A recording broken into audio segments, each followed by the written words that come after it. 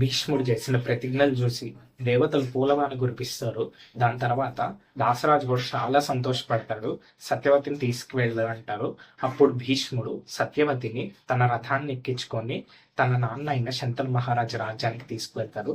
అంగరంగ వైభవంగా super grand గా వాళ్ళిద్దరు పెళ్లి జరుగుతుంది అన్నమాట. పెళ్ళైన తర్వాత శంతను మహారాజు, అసలు ఏ కొడుకు చేయటువంటి త్యాగం నువ్వు నా కోసం చేసావు, కాబట్టి నేను నీకు వరం ఇస్తున్నాను. నువ్వు అనుకుంటే గాని నువ్వు చచ్చిపోవు, అంటే స్వచ్ఛంద మరణం. నువ్వు అనుకుంటే గాని నువ్వు చచ్చిపోవు, అప్పటిదాకా బతికే ఉంటావు, అంటే దీర్ఘాయు అంతుడు వశిష్ఠ మహర్షి శాపం అనమాట. సో అది ఇలా ఇంటర్లింక్ అయింది.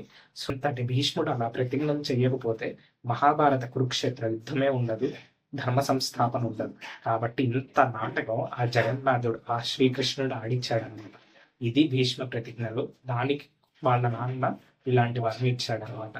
అంతటి పరాక్రమవంతుడు భీష్ముడు. అలాంటి భీష్ముడి ఇది మొత్తం అయిపోతుంది. తర్వాత పాండవుల యొక్క జననం, పాండురాజు యొక్క జననం, ఇవన్నీ వస్తాయన్నమాట. జై శ్రీకృష్ణ.